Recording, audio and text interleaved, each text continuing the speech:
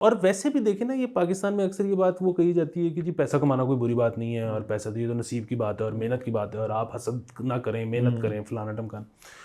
अस्सलाम वालेकुम, मुस्बत शो में बहुत बहुत खुश आमदीद। मैं हूं असद निज़ामी, मेरे साथ हैं अली आफ्ताब। शो को प्लीज़ लाइक और शेयर करें, चैनल को ज़रूर सब्सक्राइब कीजिएगा।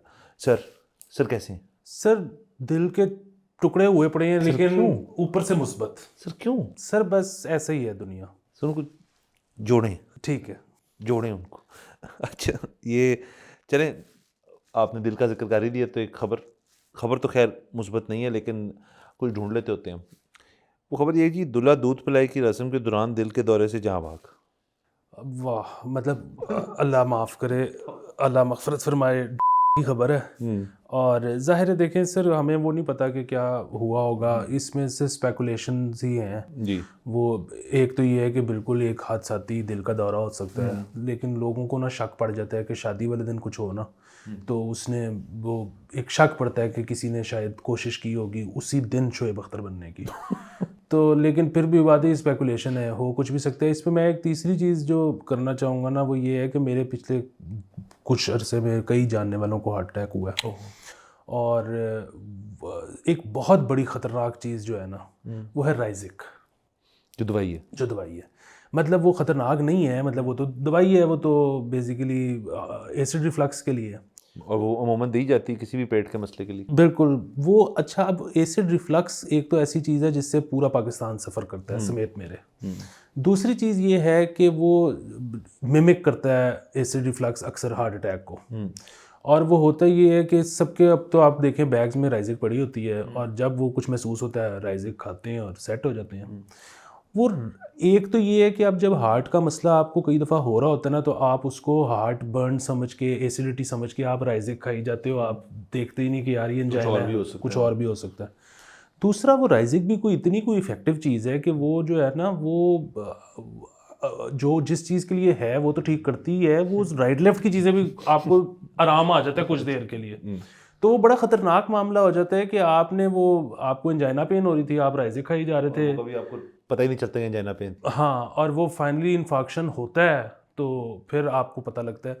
और ये जो है ना, बड़ा ज़रूरी है। एक मतलब एंजाइना एक प्रॉब्लम है, वो शायद लाइफ लॉन्ग प्रॉब्लम है। अगर आपको हो गया एक दफ़ा तो फिर वो चलेगा आपके साथ, लेकिन उस उसका होना और पकड़े जाना और उसका इलाज कराना, वो बहुत एक बेहतर चीज़ है बजाय कि इन्फाक्शन हो जाना, हाँ। कि हार्ट अटैक ही हो जाना, उससे वो बहुत बेहतर है। तो और फिर भी बात है कि कोई लोगों को लेक्चर नहीं है, अपने आप को ही हम लाउड स्पीकिंग कर रहे हैं कि हम भी हैं तो वही पाकिस्तानी सख्त लौंडे के डॉक्टर के पास नहीं नहीं जाना। जाना। तो लेकिन ये है कि डॉक्टर के पास चले जाना बेहतर होता है। बेहतर होता है। अच्छा, एक तो चलें ये जो हार्ट रिलेटेड जितने डिजीज़ हैं वो तो उसमें एक ब्लड प्रेशर भी एक बड़ा, वो भी साइलेंट होता है। लोग हाई ब्लड प्रेशर के जो मरीज़ होते हैं वो फ़ौरन आती सर दर्द होती है, आपको कंधों में दर्द होती है, सर में दर्द, लोग उसका हल निकालते हैं कि पैनाडोल ले लो, पैनाडोल से स्ट्रॉन्गर चीज़ ले लो और उससे हल हो जाती चीज़। लेकिन अंडरलाइंग इशू अगर आपका ब्लड प्रेशर है तो वो तो फिर इवेंचुअली अगर आप उसको बिल्कुल ही छोड़ दें तो आपकी किडनीज़ को जाके अफेक्ट करता है। तो इससे बात इस चीज़ पे आ जाती है कि आपने अपना ईयरली, ये क्यों मुझे नहीं पता, एक तो शायद कॉर्पोरेट सेक्टर में कंपनी शायद करवाती हैं एम्प्लॉयज़ का, मेरा नहीं ख्याल बहुत ज़्यादा कराती हैं। बट आपका, मेरे ख्याल में ये चीज़ जैसे आपकी फाइलिंग नॉन फाइलर वाली चीज़ को इतना वो करते हैं ना जी कि आप इस चीज़ के ऊपर जाएँ, इसी तरह आपका एक ईयरली मेडिकल चेकअप भी एक वो मैंडेटरी चीज़ होनी चाहिए, उससे कुछ लिंक कर देना चाहिए कि नहीं करवाएँगे तो ये नहीं होगा। फिर लोग शायद करवाना शुरू कर दें। और अगर किसी को लग रहा है कि मैं इस वजह से कह रहा हूँ कि जी इससे तो देखें जी डॉक्टरों को फिर और पैसे मिलेंगे, अस्पतालों को और पैसे मिलेंगे, इतने अस्पताल नहीं हैं। तो जब बात आ जाती है अपनी पर्सनल हेल्थ की, फिर बंदा हर किस्म की चीज़ करने को तैयार होता है जब मसला पड़ जाता है। ये बात है कि आप करें मसला पड़ने से पहले ही आप उसको डायग्नोस करके बैठे हों और आपको पता हो मैंने एग्जैक्टली क्या करना है। दूसरा, लोग ये एक बात भी नहीं समझते कि हार्ट डिज़ीज़ जो है और हार्ट जिस किस्म का मसल है, उसमें आपकी एज जितनी ज़्यादा हो और आपको अक्यूट हार्ट अटैक हो, तो आपके चांसेस ऑफ सर्वाइवल ज़्यादा हैं एज़ कम्पेयर टू कि अगर आप यंग हों, जैसे ये शायद इसकी शादी थी इस शख्स की, तो ये यंग ही होगा और उसके अंदर फिर आपका हार्ट जो है वो सर्वाइव नहीं करता, हार्ट उसकी परसेंटेज लो हो जाती है क्योंकि वो मसल है, उसने हर वक्त चलना है, चलते ही रहना है। तो वो जितनी उसके अंदर रिजिडिटी आ जाएगी मसल के अंदर, ये अगेन हमको डॉक्टर नहीं है तो हमने सुनी सुनाई और हमारे पढ़ी पढ़ाई बातें हैं, तो वो आपको बेहतर चांसेस होते हैं एक लेटर एज पे। लेकिन आपको फिर भी अपना एक मेडिकल थरो चेकअप जो है साल में एटलीस्ट एक दफ़ा कराना चाहिए। बिल्कुल वो करवाना चाहिए। वो ये बात तो जो है ना वो इसलिए भी होता है कि वो हार्ट अटैक का मतलब ये है कि वो कहीं पे ब्लॉकेड आई है, तो वो जितना वीक हो गया होगा हार्ट, वो उतना वो बैक भी स्लो मारेगा और वो कम असर पड़ेगा। वो जितना तगड़ा हार्ट होगा, जितना आप यंग की बात कर रहे हो, वो उतना ही वापस, तो वो ख़तरनाक ज़्यादा होता है, इसमें कोई शक नहीं जी। और इसीलिए मैं तो ये जो आप कह रहे हैं ना ज़्यादा उम्र जैसी आपकी होती जाती है, मैं तो ख़वातीन को भी यही मशवरा देता हूँ, अगर कोई मेरे से पूछती है ना कि किससे शादी करनी है, तो मैं उनको कहता हूँ कि बंदा जब तक 30-35 टाप ना जाए ना, आपने उससे शादी नहीं करनी, क्योंकि वो उससे पहले क्या होता है कि वो जब आप वो जो है ना रिस्पॉन्ड करता है, वो लड़ता है, वो उसी इंटेंसिटी के साथ आता है। 30-32 के बाद ना बंदा सुन्न हो जाता है उसके राइट लेफ्ट चीज़ें हो रही होती हैं, वो उनमें तैरता हुआ निकल रहा हाँ ये ठीक है। हाँ वैसे ये अब न्यू एज ऑफ जो जो जो मैरिज है फॉर मैन एटलीस्ट जो है वो 35 साल ठीक है।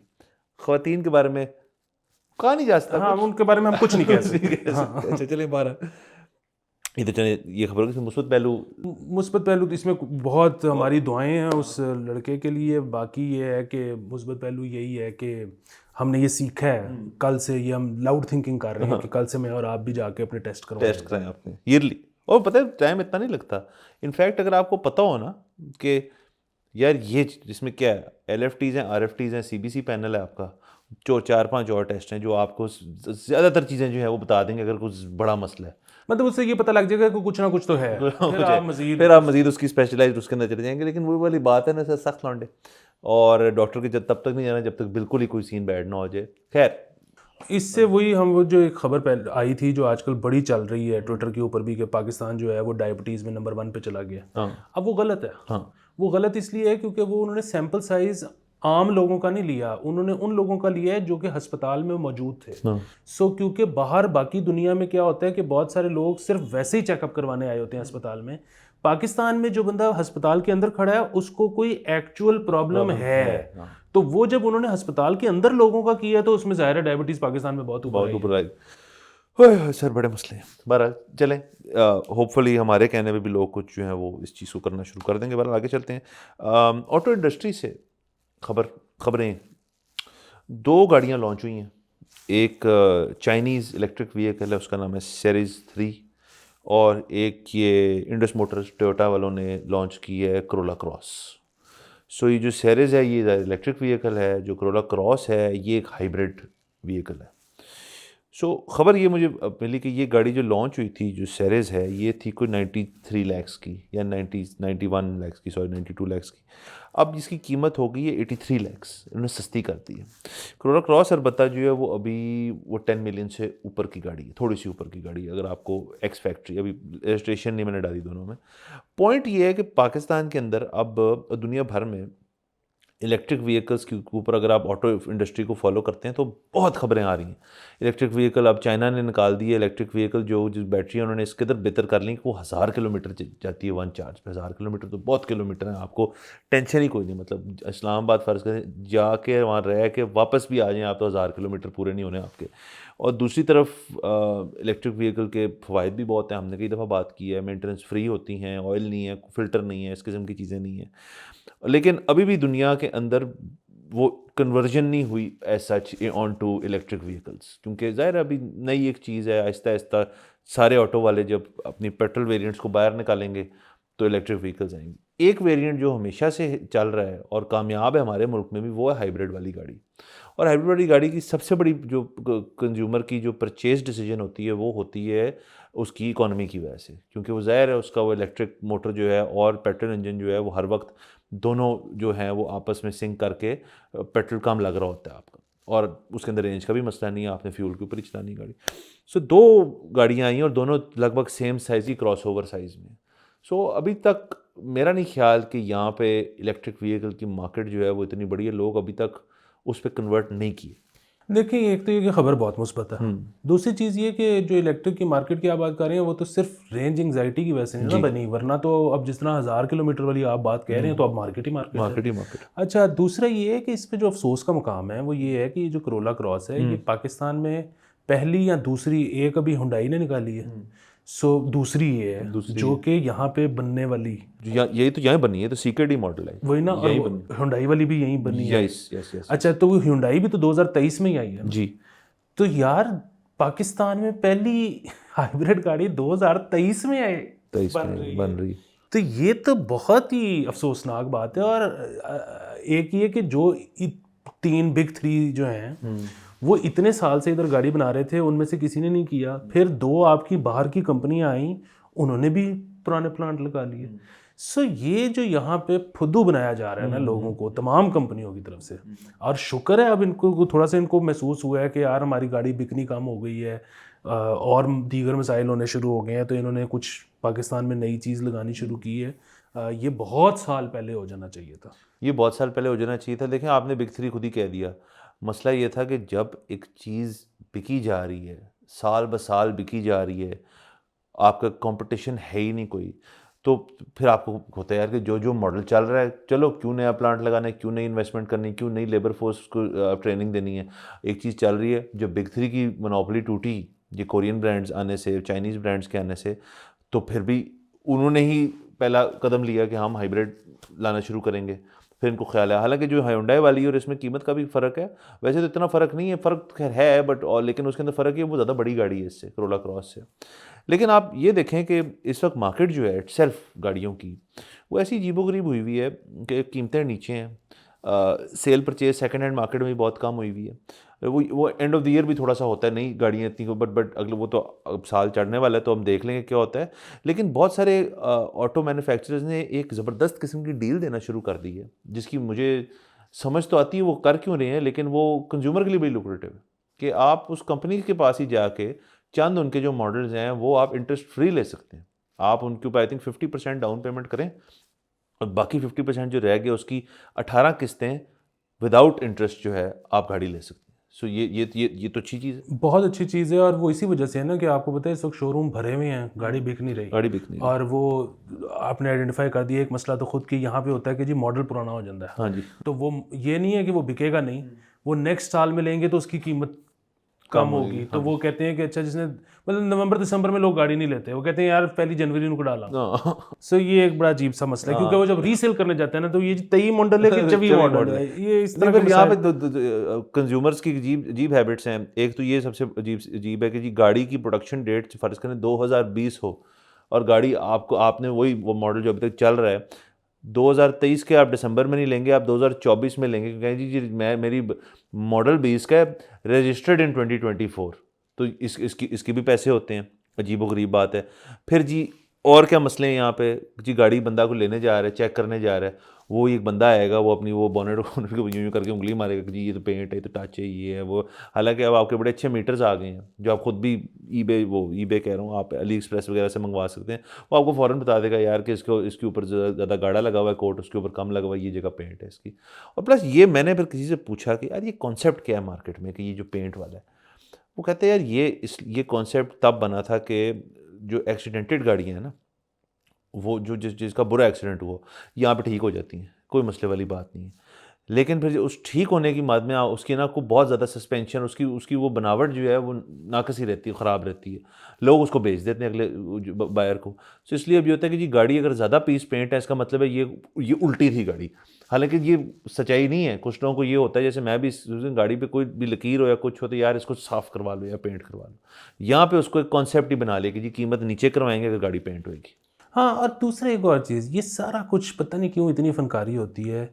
गाड़ी चलाने की चीज़ है, उसको चला के नहीं देखते, इंजन खोल के देखी जाते हैं, टप टप करी जाते हैं। भाई मैंने तो आज तक जितनी एक्सीडेंटेड गाड़ियाँ देखी हैं मेरी अपनियों के, जब बाद में रिपेयर होके ठीक हुए हैं, तो वो चलाने में पता लग जाता है। तो आपको एक चीज़ अगर चलाने में ठीक लग रही है तो फिर वो जितनी मर्जी एक्सीडेंटेड थी, और चलाने में ठीक नहीं लग रही तो फिर उसका कोई नहीं भी हुआ तो मसला तो कुछ है। सो यहाँ चैंपियंस है ना, आधे मैकेनिक लोग खुद हैं, वो कहते हैं यार सर चलाने की हद तक ना हम गाड़ी संभाल लेंगे, वो हमारा जानने वाला मैकेनिक है, वो उस गाड़ियों का मास्टर है, तो वो गाड़ी ठीक कर लेगा।